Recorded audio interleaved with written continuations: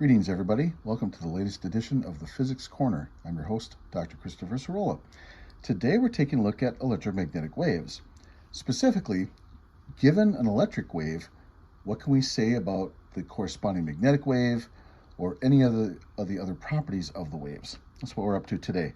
Now, let's take a look at what's given, and then let's work on what we need to find out. So notice I didn't write down what our knowns and our unknowns are yet because I want to do a few things first.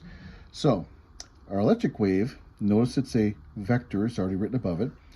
The amplitude or strength of the electric wave is 3,000 volts per meter. Then it's a cosine of this mess. We have 1 times 10 to the 7th radians per meter multiplied by x. Subtract 3 times 10 to the 15th radians per second multiplied by t. Okay? So what on earth is that? And at the very tail end, there's a J, that's what it is, with a little character hat on it. Now, if you haven't seen that before, I'll tell you a little bit about it. So, what is all this and how can we calculate or find out various properties of the wave and the magnetic field part? So, let's write down the generalized formula for the electric wave and then go from there. So, this will be the amplitude of the electric field. We're using a cosine here, and then it's kx minus omega t is inside there, and then in this particular case, I'll just keep the j as such as a direction. So what are we looking at? E naught for amplitude, k is something called the wave or propagation number, and omega is our familiar angular frequency. So we can talk about how angular frequency is related to frequency. The name itself sort of gives it away. But this little k here, which by the way is not a spring constant, it's not the Coulomb constant either. This is a different kind of k today. And I'm sorry, again, there's some cases where we have a lot of overlap. That k stands for something called the wave or propagation number, and that's related to the wavelength of the wave. And we'll show you how that works in a moment. Now, another thing that's going on is that this is, first off, with the x in place, means that the entire wave is propagating or traveling in the x direction. So if you, for example, imagine that the wave is traveling, say x, and we draw x going from left to right like this, then we can imagine, say, y is this direction here, going up, and of course z is coming out to the board, if you will, or out of the paper. Now I'm going to draw it off at a little bit of an angle like that to illustrate that sort of idea. What this says is that the wave is doing something like this. It's traveling up and down in the x direction. So it's traveling in that direction, but notice that the variations, the oscillations, are along the y-axis. That's the meaning of the J. So I'll write it off to the side in case you haven't seen this kind of notation before, and it depends upon the class and whether they're using it or not. This is a shorthand for directions. Specifically, they're called unit vectors. And I means a vector pointing in the x direction, j is in the y direction, k is in the z direction. They have values of 1, which means if you just put them on a function like this, it doesn't do anything. It doesn't change the amount of the value of what you're doing. It just indicates a direction. That's its job. So we have a wave, an electric wave, going up and down along y. It's oscillating in y, in the j direction, but it's traveling and moving forward in the x direction. And this is, by the way, how electromagnetic waves tend to operate. The best way to express them is as a sinusoidal, that means a sine or a cosine function, it's moving in a specific direction. It's perpendicular to that, which is to say that this is what we call a transverse wave. Now, a longitudinal wave, in comparison, you might remember this from mechanics, is a wave that goes back and forth along the direction of travel, like a compression wave or, say, an accordion type of thing. That would be a sound wave, for example. But sound waves and light waves have some differences, and here's one of them. A light wave, an electromagnetic wave, goes up and down like this compared to that. So that's the first part.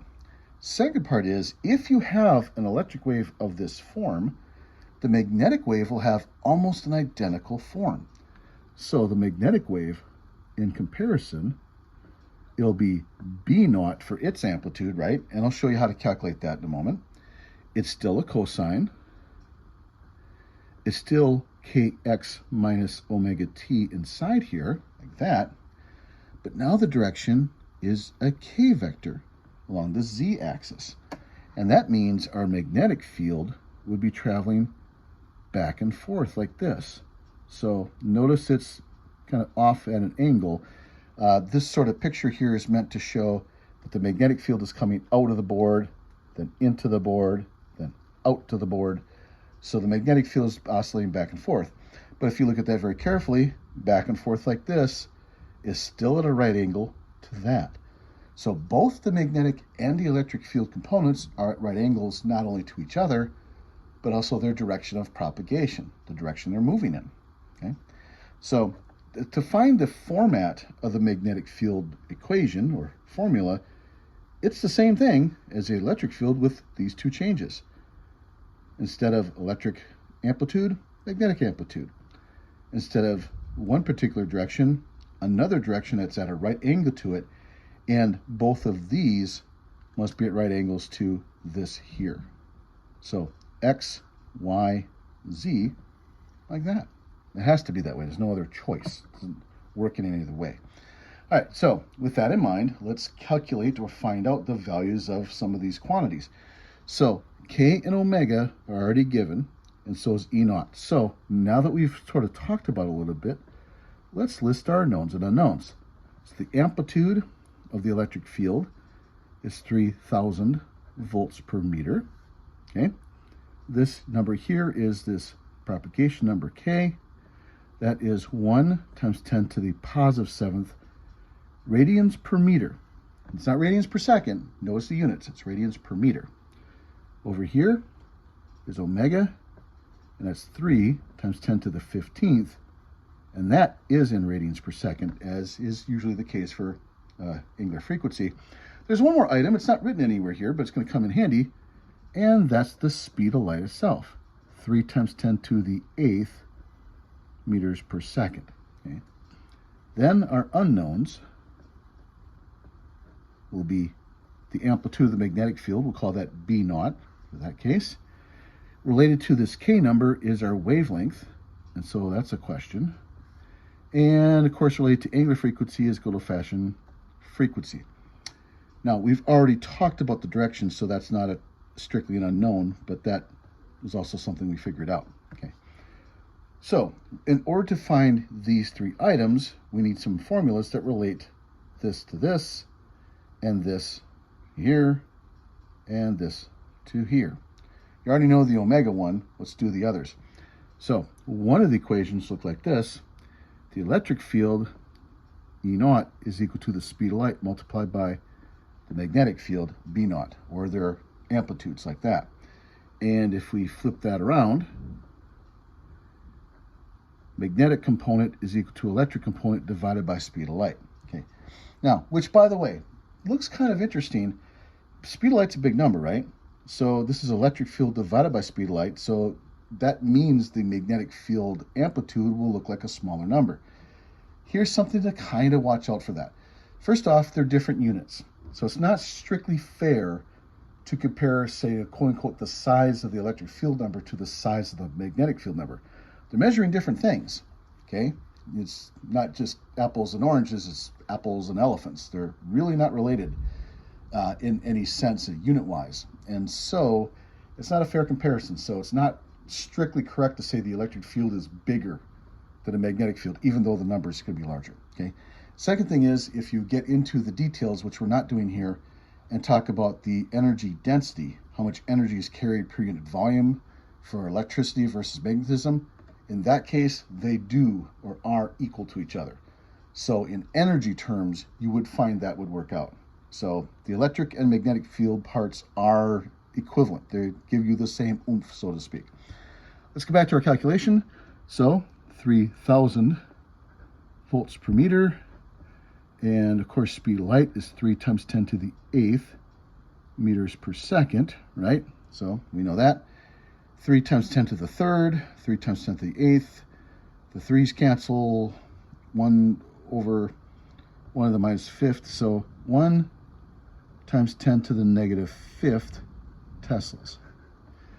One last thing to comment on, the units would be volts per meter squared and multiply by seconds. So volts times seconds over meter squared. Is that the correct units? Does it give you Teslas? The answer is yes. And I will let you figure this out, or you could reference a different video which talks about this a little bit. To figure that out, take a second look at Faraday's law. The EMF equals the negative of the change of magnetic flux over time. And if you look at the details of the units for that, you would show that yes, indeed, volts and meters and seconds and Teslas are all related in that fashion. Okay. So the units do work out to be Teslas. All right, how about this wavelength bit? Well, the wavelength turns out to be 2 pi divided by k, like that. So 2 pi over k, which is 1 times 10 to the 7th radians per meter. And this then, if I put this in decimal form, 6.28 times 10 to the negative 7th meters.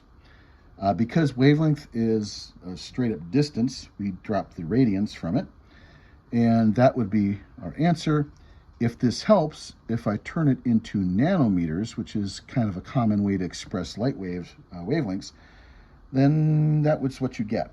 By the way, this number refers to red. That'd be a red color. So congratulations, you got red. All right, last number, and you can get this in a couple of different ways, but let me do it from what we're given straight up here. Let's do it with the omega. So we know that omega is 2 pi multiplied by frequency. That means that frequency is omega over 2 pi. Now notice, by the way, something happening here. To get wavelength is 2 pi over k, but to get frequency, it's omega over 2 pi. Okay. Anyway, the omega was 3 multiplied by 10 to the 15th power radians per second. Okay, like that, divided by 2 pi. And again, this is frequency, not angular frequency, so we drop the radians unit-wise and just retain the per second, or as we call them, hertz. All right. And when that gets done, I round off a little bit, 4.8 times 10 to the 14th hertz. Okay. And while that sounds like a lot, and that's a lot of shakings back and forth for, say, a person, that is pretty standard for the electromagnetic spectrum. Specifically for light waves. Light waves, in terms of frequency, tend to go from roughly about 4 to 7 multiplied by 10 to the 14th power. Okay? Or, if you would rather walk it this way, light waves also go from about 4 to 7 times 10 to the negative 7th meters in wavelength terms. And that's what the colors you see. That's your familiar Roy G. Biv, right? The longer the wavelength, by the way, the closer to red you are. The shorter the wavelength, the closer to the violet end you are. But that's more of a different topic. We'll maybe address that some other time. So anyway, point being, now if you want to then finally write the magnetic field in this format, just to complete the cycle here, or complete the problem. So magnetic field would then be the magnetic field amplitude, 1 times 10 to the minus 5th Teslas. It's still a cosine. Everything else inside is still the same. We haven't changed any of that. So 1 times 10 to the 7th, make sure that's clear, that's what I'm doing, radians per meter, x, minus 3 times 10 to the 15th, radians per second, t, but now the direction is k rather than j. And again, this letter here at the end for either the magnetic or the electric piece is telling you the direction that it shakes back and forth in. So the electric field shakes back and forth along the y-axis, and the magnetic field shakes back and forth along the z-axis. Okay, that's what those mean. And finally, again, they both propagate or move in the x direction, and that's what these x's stand for. All right. Our support staff is Sidney Gautran and Sophia Turner. Funding for our program comes from the University of Mississippi and University of Southern Mississippi. As always, I'm your host, Dr. Christopher Sorolla, broadcaster from Hattiesburg, Mississippi, thanking everybody for your attention and clear skies.